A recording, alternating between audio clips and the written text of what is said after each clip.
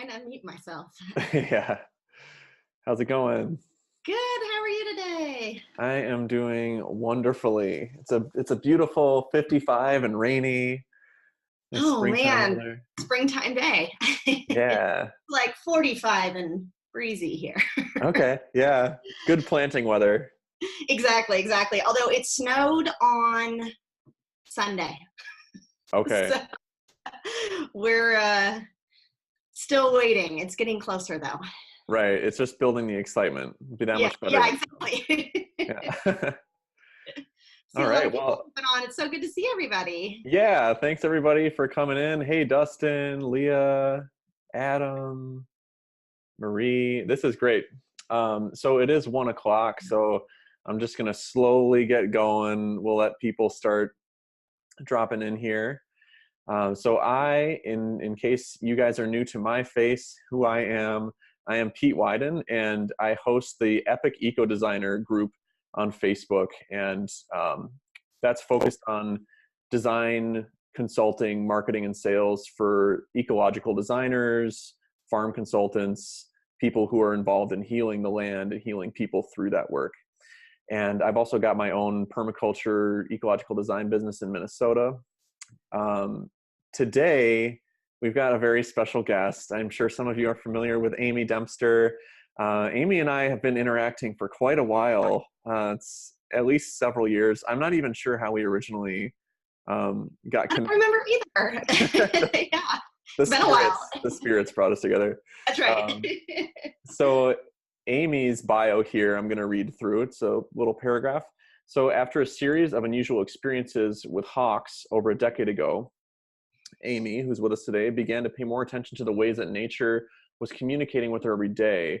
And so through meditation and various mentors, I'm guessing both physical and spiritual mentors, she's since learned how to communicate with nature spirits, working with earth energies like portals and grids, which I'm particularly interested in, and clearing stuck and traumatic energy from the land.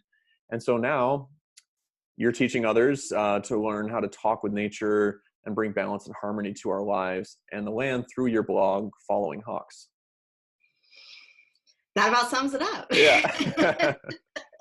Yeah, so I'm super excited to get into it today, and just a brief overview of what we'll cover. Amy and I will both be sharing some of our experiences working with spirits and energies on the land, especially how it informs our interaction with nature and any design work or interpretation of what that's meaning in terms of healing the land, how we're interacting with it.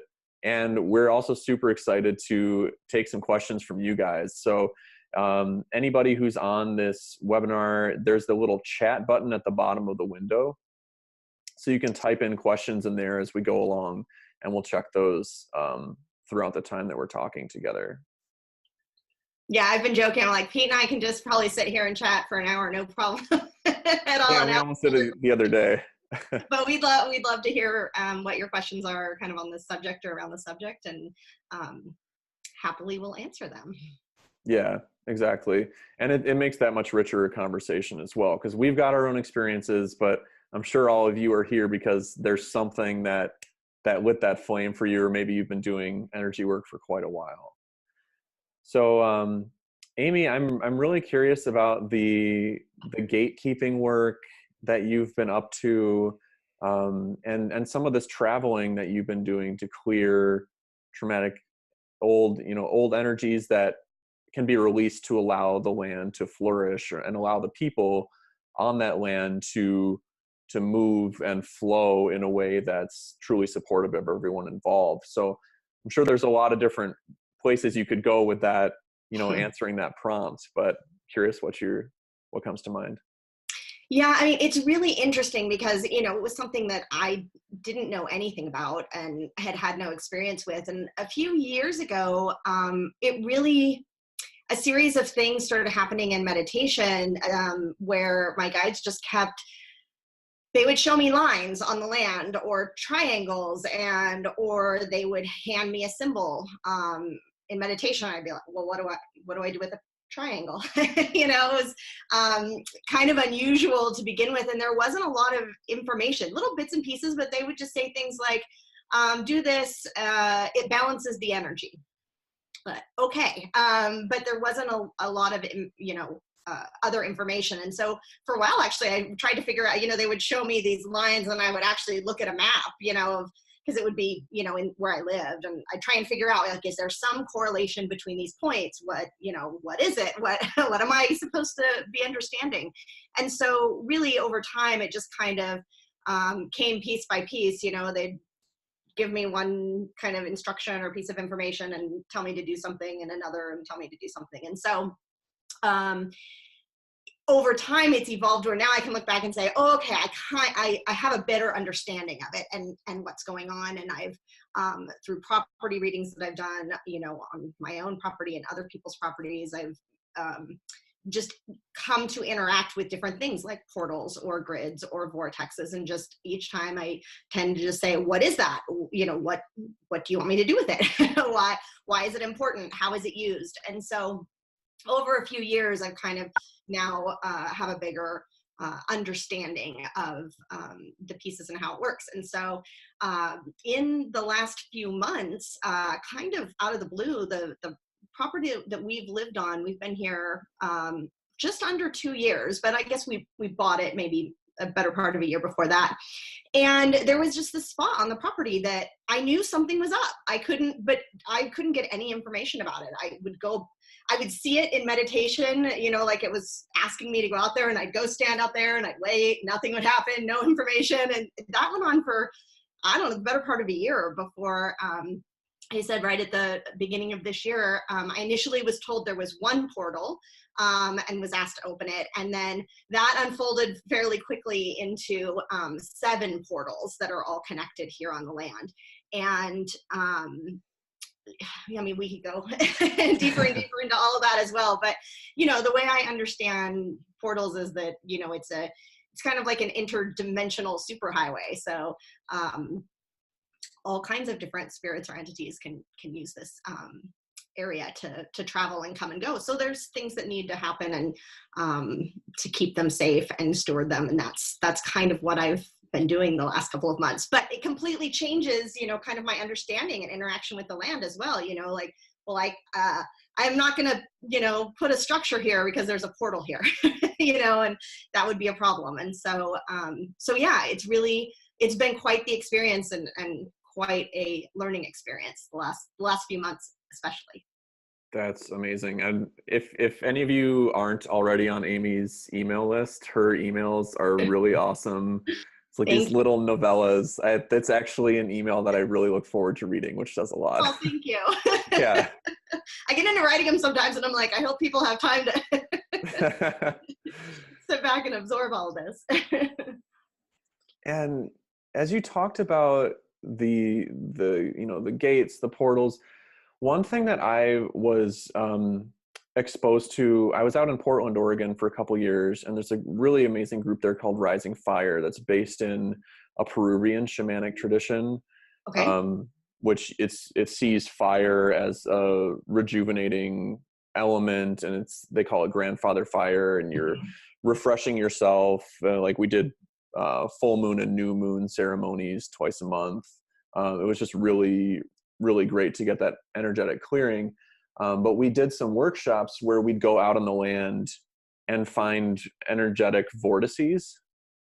So places where, like, sometimes it might even be a spot where you look up and all of the trees are kind of twisting in the same direction. Other times it was more of like a convergence of a couple underground water channels. And I think with a lot of this stuff, especially in being part of modern society where there's just this constant kind of reiteration of, we need to be able to logic things and back them up with irrefutable scientific or, obvious evidence that something is there. It's been easy for me in the past to second guess myself about, is there actually an energy center here, or to really develop that feeling, that intuitive sense within myself, and trusting it of, okay, I'm being drawn here for a reason. Such as when I go for hikes and there's some really huge state parks along the river valley I live here in Minnesota. And I'll notice that I naturally stop and stand in certain places. And over time, I realize that there's something going on there. And that's why I've just naturally stopped.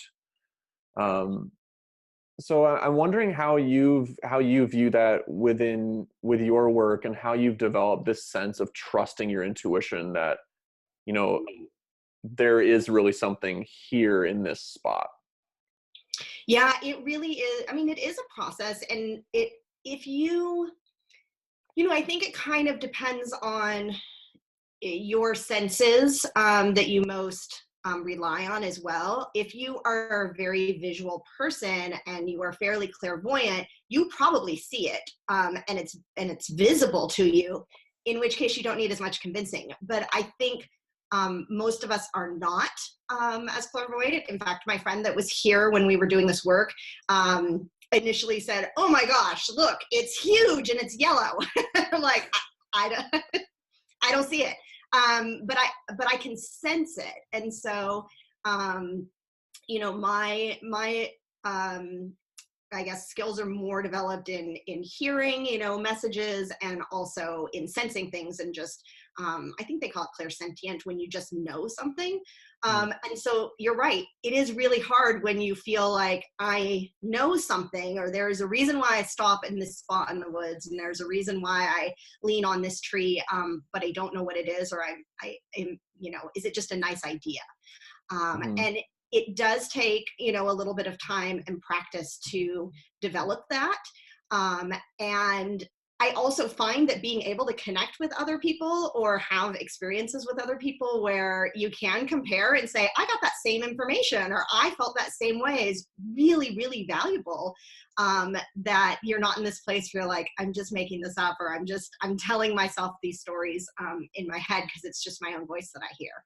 And so yeah, I would say, pay attention to those things in those places. And, what I share often is that, nature, while the vibration of nature is much higher than us, and that's why we feel so good when we're in it, it moves a lot slower than us. So if we just walk at our normal pace, through the woods or on a trail or around the neighborhood, or chatting away with somebody, we may not notice some of those subtle messages or differences, because we're just kind of in our normal 3D life, moving fast and putting our to-do list in our head. And so I always suggest that people consciously walk slower, and then consciously walk slower than that. And, stop, pause, listen, sit down if you can, and really, make it almost like an active meditation when you're out in nature. And that's even when you're in your neighborhood. There's trees and plants and things probably no matter where you live, even in the middle of the city. And it might be a little harder to hear because it's so noisy, but it is. And then, keep a journal, write things down. And that's really how my blog started, was just me saying, I don't know what's happening in a lot of these cases, but I'm just going to start keeping track. So that, because I'll forget that I had this dream, or that I got that message, or that this happened. And so over time, you're able to, if nothing else, look back and say, I did get that message, and I did feel that, I did think that was what was going on here. And so, so I find those things all really useful when you're trying to kind of develop that sense and trust yourself. Yeah, that's wonderful. Super helpful to just bring it into these simple ways of moving along through our day, or a certain experience. And there is so much when I'm outside in the woods. Even I'm house sitting for my parents right now, and I'll be walking around. There are so many memories from my past childhood experiences here where I grew up, but then also how that's bridging into my current reality, and how I actually experience the land.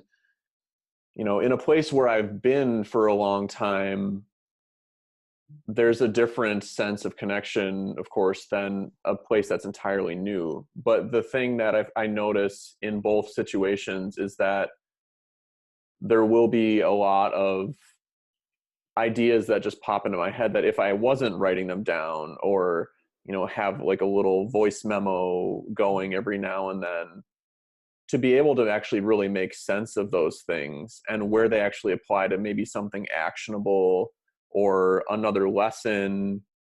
There might be another event that happens 3 days later that if I look back in that journal, I can tie that back together and realize, oh wow, this is something more profound that's playing out on that slower Yes. frame of time, that slower perspective. Completely.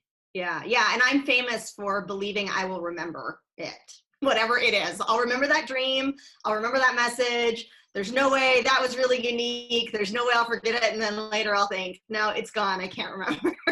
So yeah, the more you write down, I'll look back all the time to, oh, hey, I feel like this is similar to something or an information I got before. And I'll flip back through my journal and reread it to myself and say, oh yeah, okay, oh, now this makes sense. It didn't make sense at the time. So yeah, Mm-hmm. I think writing, or voice memos when I'm driving. If I Yeah. something driving, a lot of times is when information comes in, because you're kind of, you're not looking at your phone, you're not Right. whatever. And so I can just talk into a voice memo really quick. So So Dustin says, this is incredible, which I agree with. Can you explain portals and vortices in a little more depth and how you work with them? yeah. So on a basic structure, the way I understand it is that vortexes are more, again, like they're both an interdimensional superhighway. So it is a way in which anything can energetically travel from one place to another. A portal, the only thing difference is that that's where the door is, that they can come and go, where, the vortex is just a way to, travel somewhere else. And so there could be any number of ways to work with them. There's all number of purposes to them, as far as I understand too. Not all of them are for us. Not all of them, need to be tended by us in a lot of cases. And I think this is what's really interesting about kind of the big picture of all of this too, is how much is happening in our environment, whether we're aware of it or not. So, there may be a portal in your front yard that the spirits are tending, that is minding its own business, and it's doing whatever it needs to do, and everyone's taking care of it, and you don't need to worry about it. But in other cases, there's, I think the flip side of that is that sometimes we hear these scary stories about, there's a portal in my closet and horrible things are coming and going into my house, and that can happen. But so there's all, I guess I should say, it's not a cut and dry answer. There's a wide variety of kind of what they are, how they're being used, or what you might need to do with them if you do have one in your house that's causing problems.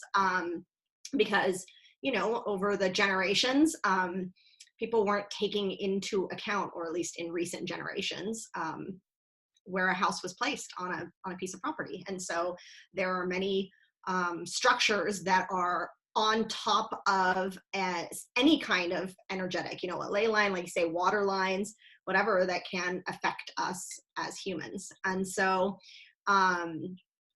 there's all kinds of ways to work with them. In some cases, it's just a way for you to travel, interdimensionally through meditation, or a journey to go somewhere else to get other information. You can, visit with other entities, other, star beings. The further you go into this, the less, or the more you'll just start believing everything, because you start seeing it and it starts happening. You say, oh, well, oh, okay, hello. Mm-hmm. Bigfoot that lives in the fifth dimension, or whatever the case may be. So you may have unusual interactions, or see things that you maybe haven't seen before, but for the most part, that's the purpose, is to be able to travel, and even, kind of in more simplistic terms, travel to the higher realms, whether that be, where your family members who've passed on are, and visiting with them, or to the lower realms, to the animal realms, and visiting, getting messages from a spirit guide or a animal totem or that type of thing. So yeah, that's I hope that answers your question, but feel free to ask clarifying questions if there's more you want me to elaborate on. That was helpful, and it brought up some personal experiences of mine as well, working with vortices and journeying. And the way that I've worked with vortices, and when I was doing this work with this Rising Fire group, they have a really interesting website too. I think they have some information on it. I think it's risingfire.org. See, I don't even have my notebook right next to me. Let's see. But I found some vortices recently in my area, and it was actually where a couple small streams were converging. And so for me personally, and I think probably for each of us, it's a little bit different based on our own kind of energetic makeup and our past experiences, kind of our purpose for being here, etc., in terms of what we're personally drawn to. And water for me has been such a big thing.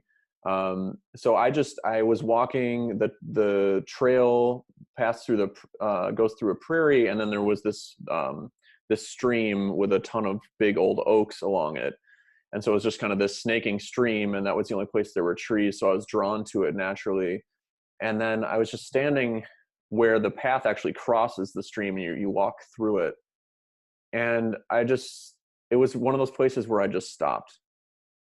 And in the past, I might have thought, well, I'm just stopping here because it's a beautiful place.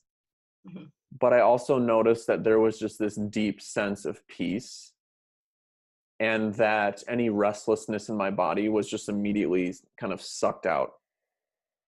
And what my personal experience with vortices is that they're bringing,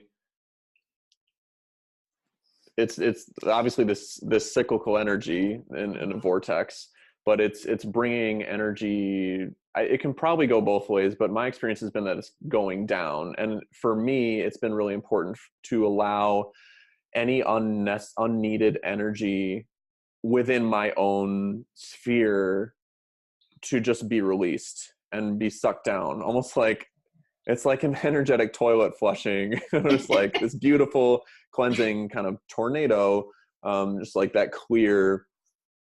It really has a deep relationship with me for water. And if you see a healthy stream or a healthy river, it will create those vortices. And that's part of its own cleansing process as well. So that's what I've found working with these. Is it's a subtle thing. It's not like, oh wow, the air's thicker here or something, there's a vortex. It's this feeling, this uplifting feeling. And also that I've felt it enough now that repetition helps a lot to notice that, oh wow, I feel like I can really release something here. I feel like I can really connect here. It's so true, and it really is. I mean, it's really part of this bigger discussion about how much healing energy there is in nature for all of us. And you're right. Usually, you can feel, if you stand and close your eyes, you can kind of feel like, is it going this way? Is it going this way? And you'll physically feel the energy moving, and but it really is, there's lots of opportunities, whether it's the actual energy of the earth itself that is doing that, or if you're able to interact with a specific guide that can offer you that healing while you're there. Like, there could be a variety of different ways, but you're right.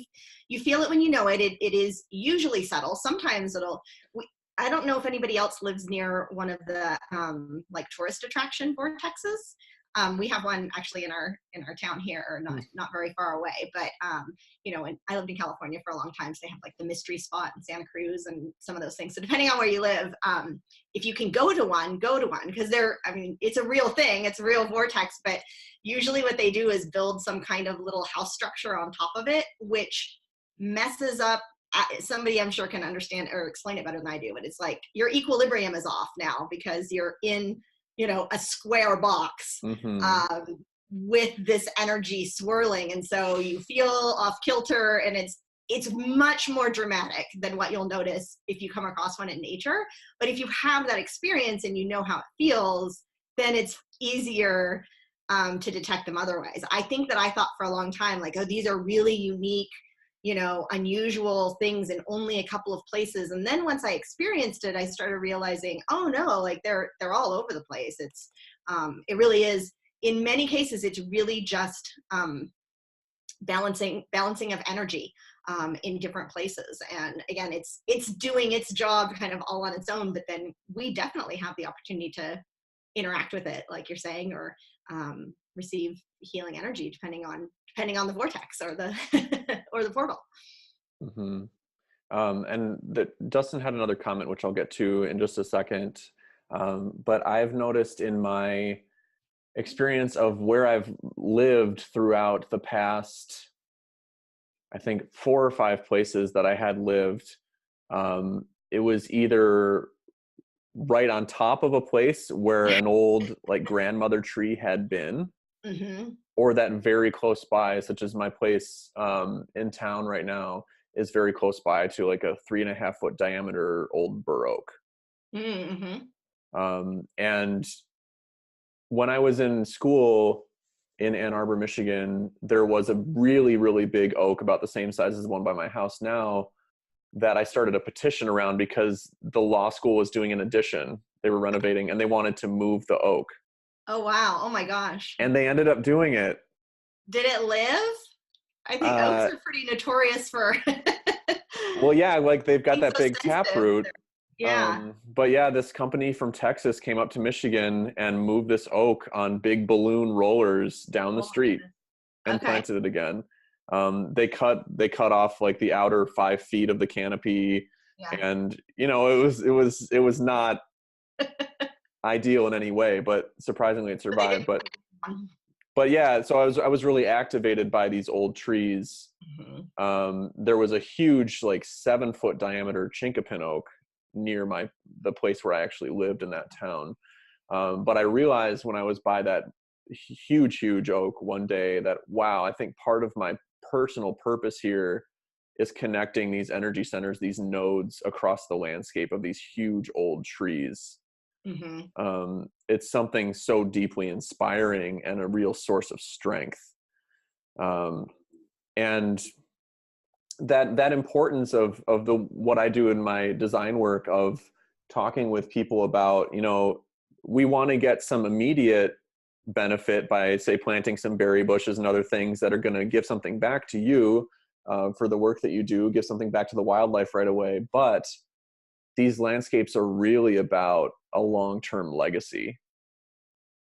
And that's where the real deep power is, in my opinion, with working with the spirits of the land on an ongoing basis, and not just an initial consultation of okay, we've got the whole idea of what's happening. I'm helping to manage a 160-acre farm in Wisconsin where we are actively co-creating with that energy on the land that has drawn us together, various people Mm-hmm. together, to team up and look at what does this land actually want to be.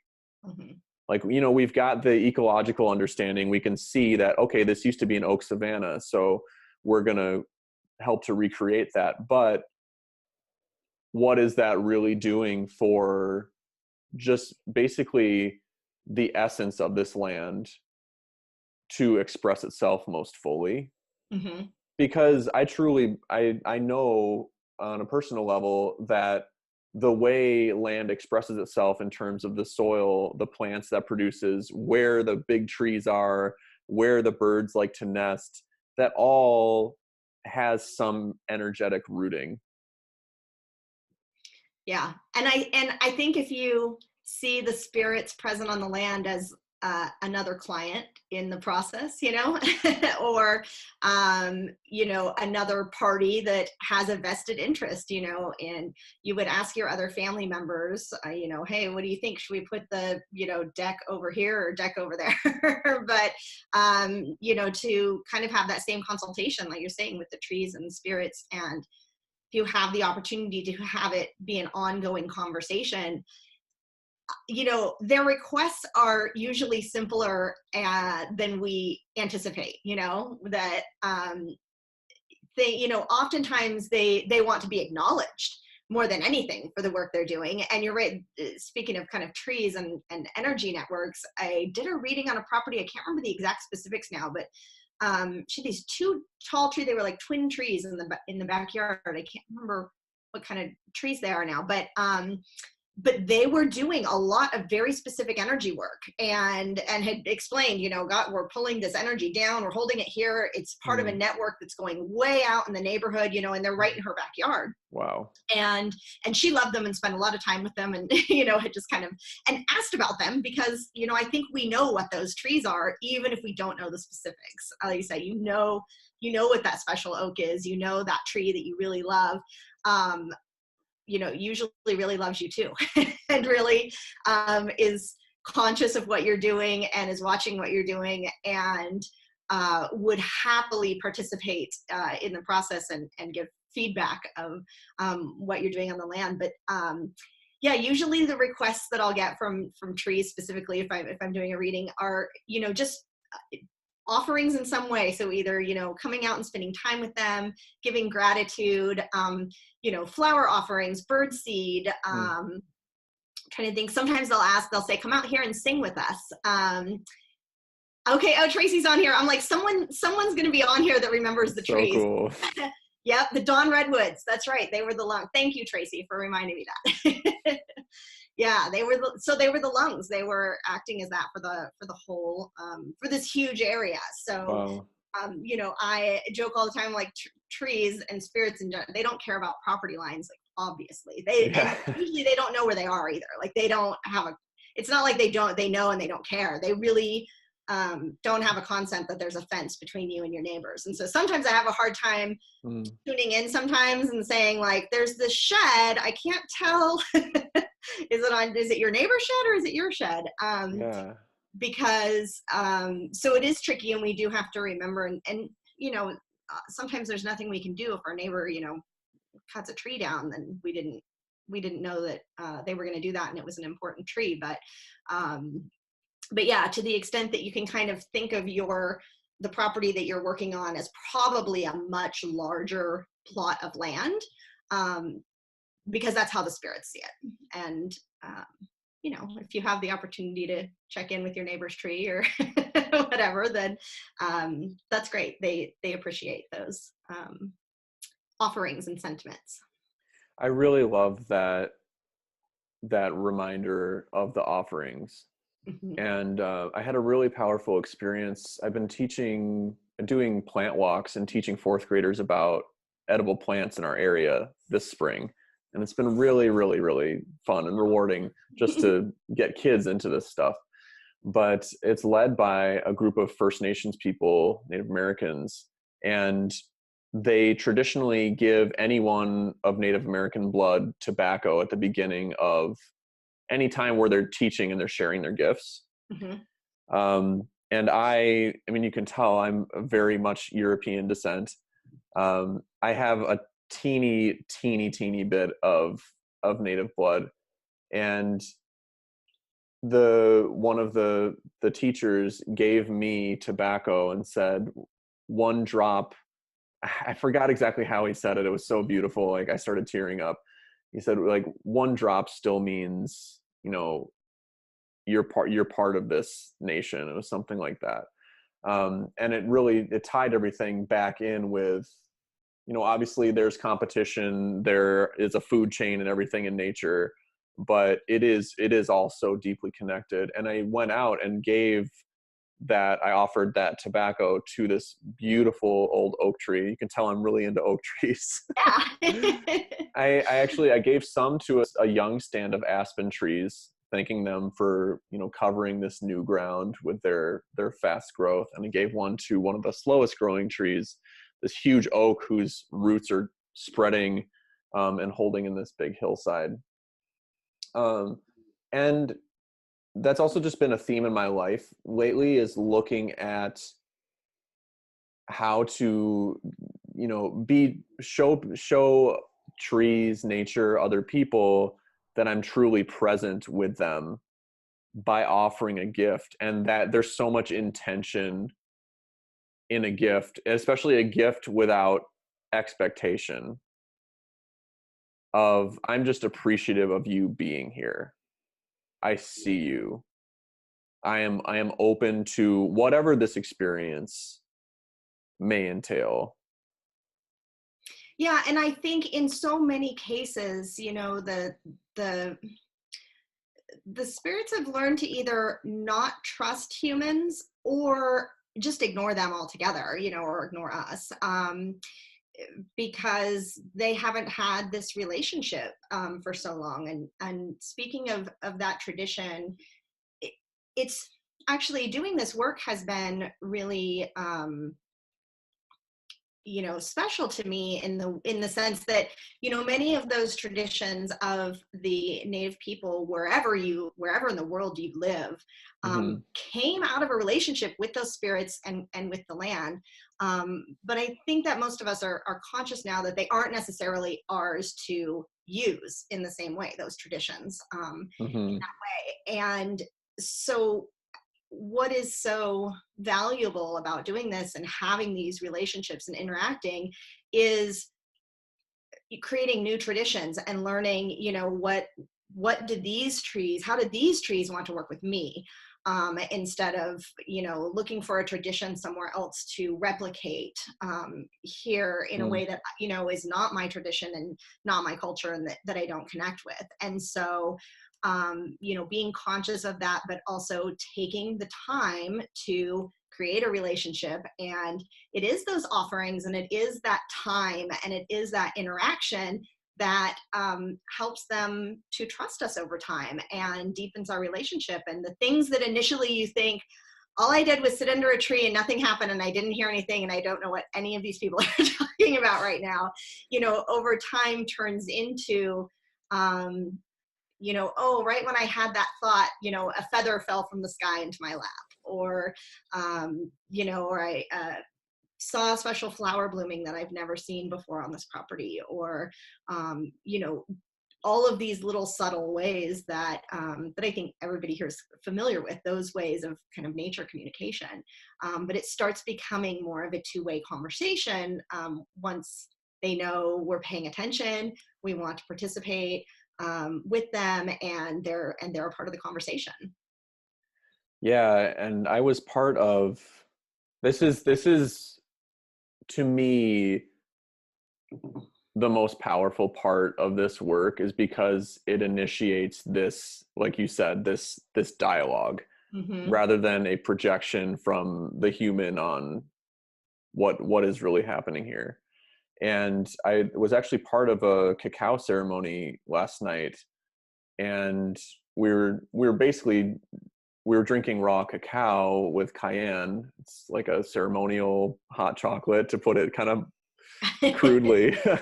But we gave thanks. There was just 6 of us around this fire, and we were giving thanks for different aspects of nature. One person was focused on birds, another person talked about the moon, etc.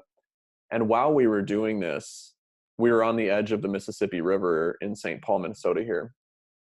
And a bald eagle started circling us. Oh, wow. It was really, really powerful.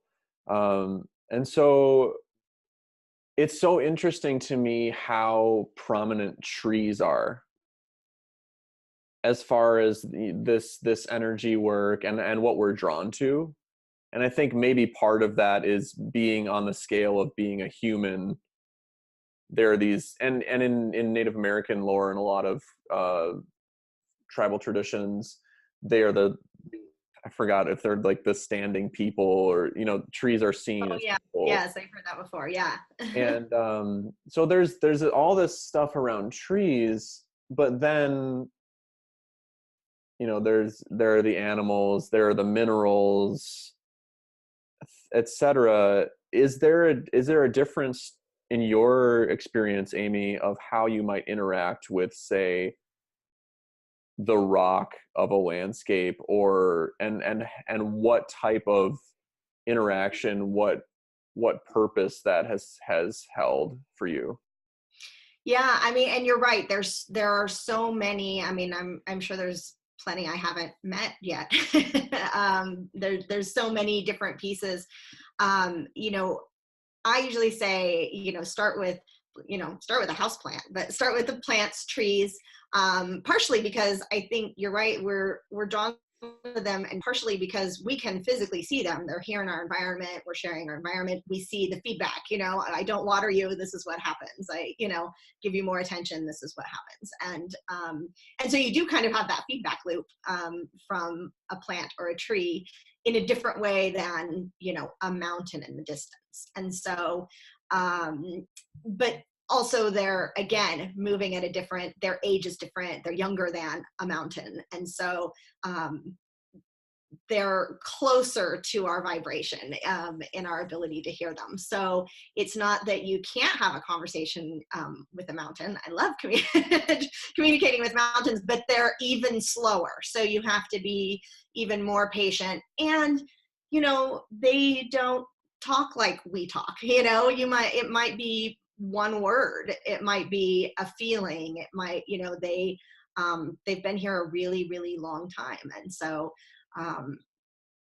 it's very different. So, I would just say not to have any preconceived notions about what a communication might be like, what it might sound like or feel like or hear like or sound like. But yeah, absolutely. I think it's very common probably in our culture today that people are familiar, have crystals and right here, have crystals nearby that they pick up and can feel the energy in, and that's that's the same as feeling the energy in a tree or whatever. So if there's something that you connect with and feel really drawn to, that's a really good spot. That's a really good place to start. But yeah, I mean, really, everything is energy, and so you can communicate with a rock or a or a plant or a tree.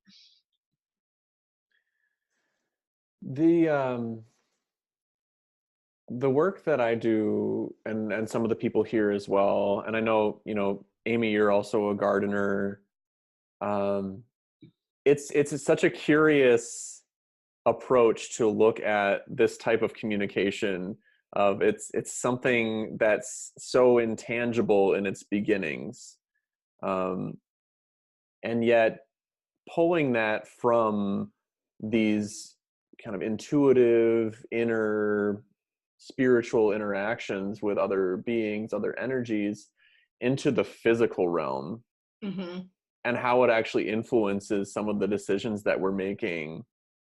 For you, and I know it's different for every person. So, like, for example, when journeying, uh, I tend to see things that are from my own past experience. Mm-hmm. Like, for example, somebody might be journeying down into a canyon, a special place to learn a certain lesson that they're looking for. They might see like Mickey Mouse floating around in this subterranean cave. But Yeah. it's not that it's the spirit of Mickey Mouse. Right. It's that it's some embodiment. Right. Who knows? um, it's some embodiment of, maybe there's an interpretation there to be made, right? Yeah, that's a really good point. Yeah, what does that mean to you? What does Mickey Mouse mean Right. to you? And I think this goes really to even when you're right, like learning in general, when you're in meditation, or if you're, depending on what you're how you like to do this kind of communication. But yeah, taking the time to say, oh, how did that make me feel, that particular, situation that came into my awareness, and how can I connect that to the story, or what, what does that mean? I'm trying to think. But for instance, I find that different guides sometimes will come to me and they'll change over time.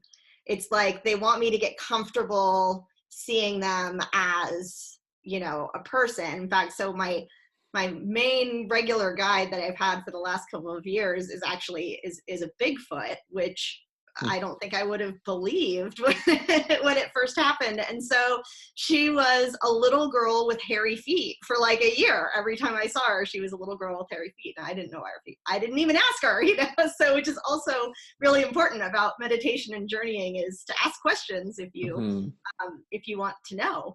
And sometimes you won't get the answer right when you want it, but it really, she kind of like morphed over time. And when she really showed herself to me in that way, I was like, well, why didn't you show me before? And she said, you wouldn't have believed me. And thought, okay, she's probably right. I probably would have thought I was making it up, or I was imagining it, or it was, something else. So it is kind of this experience over time of maybe being shown something in one way over and over until you're able to say, oh, when I see Mickey Mouse, that means this. Or, maybe it's Mickey Mouse will come to you now, and then over time it'll be, like, oh, it's really, your grandmother who's one of your guides who, you have this memory from Disneyland and it's a connection. Right. Whatever. Yes, so exactly. it could be all kinds of things. And that asking of questions has been so central for me. I'm so glad we're doing this, by the way, because it's getting me so just revved up about getting out there. And, I've been thinking a lot about just sitting and having sit spots out on the land and just observing and feeling in. And this brings such a richer depth to that. But it's this asking of questions that I found is the way to clarify what is the message. Yeah. Did I hear? Yeah, right. Tell me again. So, Eagle, what do you have to say to me today? And I might have my eyes closed and just be open to an experience. And it's part of that trusting that whatever comes in it's a breadcrumb on that trail to understanding what's going on. Right. Because things like the ridiculous example, which actually happened for somebody I was journeying with, of Mickey Mouse. There you go. It's okay. Why Mickey Mouse? Like, who are you? Why are you here? Can you explain this another way for me? Right. And the thing is it's easy to bring in some of the human noise of, feeling, oh, maybe I'm asking too many questions, or maybe that was a silly question, or, things like that. That's not something, in my experience and learning with others, that the spirit world even comprehends. It just serves to create some kind of blockage between being fully present and open to the message coming through. Yeah. And it's, there's so much sense of humor that I come across. Sometimes we think it's like this, this really on high experience, and sometimes it is, that you're going to have these interactions, but sometimes like they make fun of you because you didn't understand something, or, because you did something dumb again, they told you not to do. So I think when you can approach it in that way, where maybe they're being funny, or maybe they really are being funny with Mickey Mouse, but it could be a deeper message. And then somewhat, we also as humans, we like to say like, well, what is your name? I need to know your name. And sometimes it doesn't, the names don't matter to them. And so sometimes they'll genuinely give you their name. Sometimes they'll give you a name because you asked for one. But if you see that same spirit 5 times, they'll give you a different name every time, or, they'll give you the one you want. And sometimes you'll never, ever get a name. It's not important to them. And certainly when you get into kind of some of these other nature spirits, especially, don't have a lot of connection. So I find a lot of times I don't even ask, or I'll say, how do you want me to call you? How do you want me to refer to you? But yeah, it's really amazing kind of the information and the resources that are that are available to us. The knowledge is stored in the land, and the knowledge is here. And so oftentimes you can just say, what was here before this area was logged, or what, you can ask and find some of those things out, and find out, like you say, as you're working with this 160 acres, what would you like to become? Where are we going with this? What needs to be born here? Mm-hmm. Yeah, and that leads me into another piece I was thinking of. In your experience, I guess there's another question that leads into this. So, how often do you personally connect with the land that you live on? So I, on a regular basis, go out and go for a walk. In fact, I've been working on a project completely, separate for this the last couple of days, and been staying at a hotel with my business partner on this project. So we've been, deep on our computers working, trying to cram and get this project done. And I hit a point yesterday afternoon where I was like, I have to go for a walk. Like, I need some fresh air. I got to get out. I was just thinking of it like, I just need to go for a walk and get off my computer. And after I did it, I realized, oh, this is part of my routine. And I kind of messed myself up, being out of my routine for a couple of days. Is that, I work from home. So luckily I'm here, a bulk of the time, not all the time, but, and so what I tend to do is, work really, heavy duty on my computer for a couple of hours. And then I stand up and I put my shoes on, and I, make a walk really just around the property. We've got 5 acres. So, depending on how distracted I get, it could be, 15 minutes. I could be out there half an hour, but I'll usually do that a couple of times a day. But it's not always a super deep, messages or information. It really is just me being out there. I think we feel like, oh, I need to be out there all the time. I need to spend more time. I need hours outside. And if you think of the big picture of time and, and how long maybe, a tree or the plants or whatnot have been on your property, over the course of a week is a really teeny tiny little period of time for them. So, if you can go out once a week and just specifically check in, touch the trees, let them know you're there. I mean, that's huge. That's more than most likely anyone has done with them in a really, really long time. And you'll start, creating a relationship and having that relationship faster than you think. I like that as well, and I do multiple walks / hikes every day too.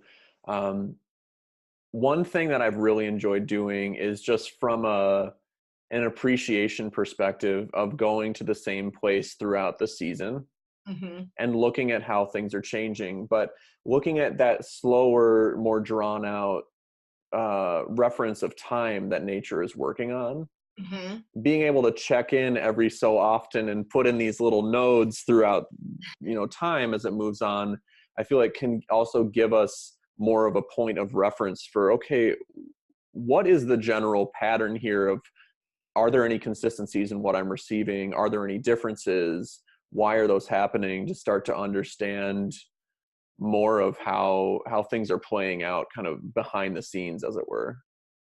It's really true. And you're right. You use depending on your property and where you live, you use it so differently from month to month and season to season. And even, right now I might go out a couple of times a day, but I live in Northwest Montana. And so in the depths of winter, to get back to that just on 5 acres, I've got to put snowshoes on. And even then I'm sinking into the snow, and it's a workout to just walk out there and come back. And so I don't go every day, and I may walk around out front or around the house, but I don't do the big loop, in the middle of winter all the time. And there are places I can't get to. It's just really too deep and too difficult to do. And so, it's kind of a good reminder that, also we all need to rest and we all need our time, just as with moving with the seasons, that I can't get to all portions of the property all times of the year. And so when I can, I really appreciate it. And I go out and spend more time and check in and see how everybody did over the winter, which is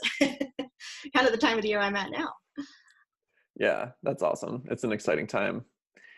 So I have one like grand finale question, but Okay. I've got another one that I just came up with based on one of your emails that you sent. You were having some experiences with being a gatekeeper, and there was at least one time where you ended up needing to take like a half or full day and just chill out to kind of recoup your energy.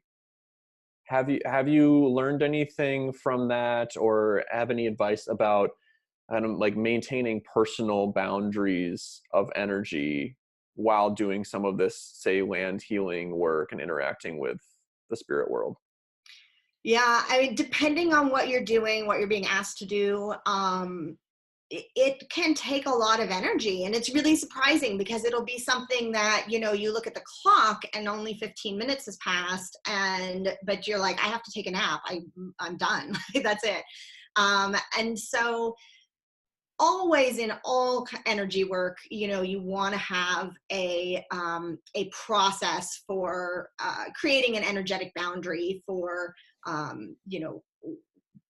working with things that are in the light, connected to source, and then having some kind of discernment, because it's not necessarily that we don't work with things that aren't connected with source, depending on what you're doing, but knowing very clearly what you're dealing with and what you're interacting with. And so there's kind of two levels of this. There's the protecting your energy so that you're not going to have something attach itself to you or interact with you or give you a message that's not connected to source.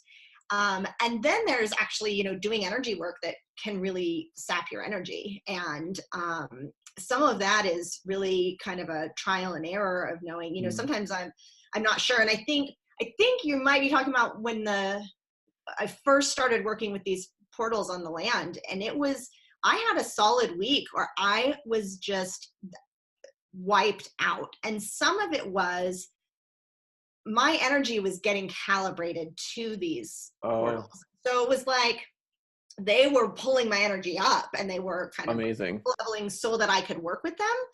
But I was like, I didn't have anything left, it was taking everything. So it is, if you do energy work and you're kind of familiar with this idea of like up leveling your energy, or, whatnot, that was definitely what was happening. But if you're in that place, I mean, we all have, other responsibilities, of course, that life goes on even when we're exhausted. But to the extent that you can, take Epsom salt baths, take naps, rest, rejuvenate. And, depending on what's happening in your life and what's going on, there are times when I just say, like, I can't do this energy work right now. I have a deadline on this project, or I'm moving this week. You can't keep me up with dreams all night. I need to sleep every night. So don't be afraid to set your own boundaries of, spirits. You can't come in my house and wake me up. You can't ask me to do things when I'm not in a receptive mode where I can hear you. So if that is happening to you, or you're having, kind of a lot of that, that's, don't be afraid to set your boundaries and say what's okay and what's not okay. And what's okay is different with, everybody. So yeah. And ultimately it is that experiential learning, the trial and error. Okay, this worked, this didn't. That's how we understand boundaries rather than putting up a brick wall. Right. Yeah. Which ultimately completely saps our energy anyway, putting up a permanent brick wall. So it is, you're right, it's very trial and error of what works for you, how much you want to handle. And you're right, at times your guides or whatnot come along and say, guess what, you're going to level up. This is going to be, hang on. So like I say, lots of Epsom salt baths, essential oils, naps. Those are all really good. Yeah, I'm a huge fan of the Epsom salt bath. Yeah. I think it was, Does wonders. yeah, just yesterday I woke up feeling really tired, took a bath, boom, the rest of the day was awesome. Yeah, it's amazing. And as we wrap up here, what in your estimation, in your experience, and this may be specific to your area, but what do you see like going into this summer, this spiritual work, the spirit world most needing, or like what is kind of an inspiring maybe directive for us all to think about as we head into doing a little bit more of this work? Oh, that's a good one. Some of it kind of depends on, where you're at already in your kind of relationship with the spirits and what work you're already doing. But, um, to really kind of come to that place of, knowing that there's much more than you on the land, and, taking the time to tune in and ask what else is needed, how else can you help, what else can you do. Sometimes it's really, just go pick up some trash, and and sometimes it's, take this symbol and move this energy and do, it can be very, very different depending on what you live or where you live, and what is needed. But yeah, really realizing that it's such a great opportunity to have that experience truly of being all one. And, oftentimes we hear that, but we don't necessarily feel it in practice. And so when you have that opportunity to work with the spirits and realize that what you do matters to them, what they do can impact your life, and to start working together, it's just such an amazing experience to really feel like it's so much bigger than us, and that we can participate in that way. That's wonderful. um yeah, and just topping it off with some appreciation, just working on that level with nature. That's the way to stay in the light with other energies we can't see, with humans, etc. If we're in a place of appreciation, even if it's just I am appreciating this lesson that I'm learning right now, there's something good in here, there's something bright at the core of this. So I really appreciate. Yeah, I was going to say, and we have the opportunity to help if there's if there is energy, that needs our help on the property. So yeah, absolutely. Mhm. And how can people follow your journey online? Yeah, so you can find me online at followinghawks.com, and that's like the bird, HAWKS. And I have an Instagram and a Facebook with the same name. So join me. And yeah, like I said, for the most part, it's storytelling, and I tend to share those stories and the experiences that I'm having, and that is happening in my world.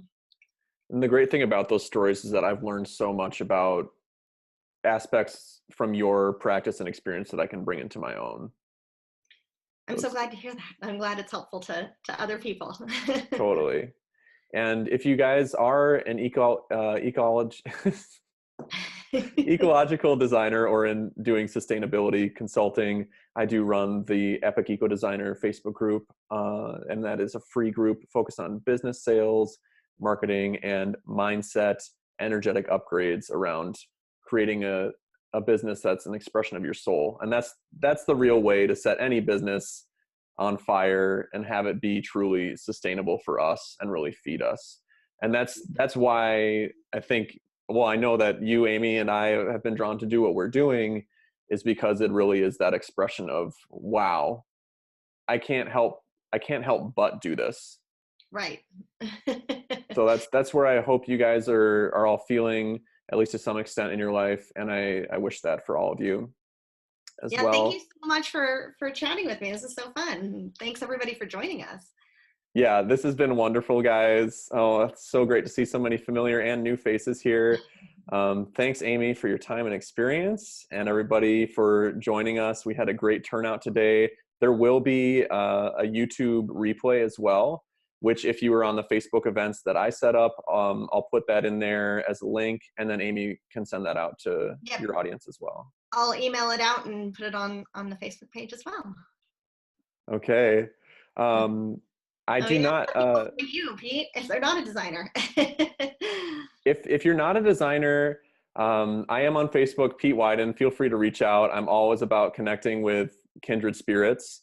I do also offer ecological design work in the Great Lakes region. And for the farm project, Tracy, thanks for asking. We will be setting up a page in the future. So if you want to reach out and connect with me just as a friend on Facebook, you can follow that way for now. Yeah, I can't wait to hear more about the farm project. It's so exciting. Yeah, I'm going down there in June. More to come. Awesome. All right. Thanks, everybody. Have a great day, guys. Okay. Bye. Bye. Happy connecting.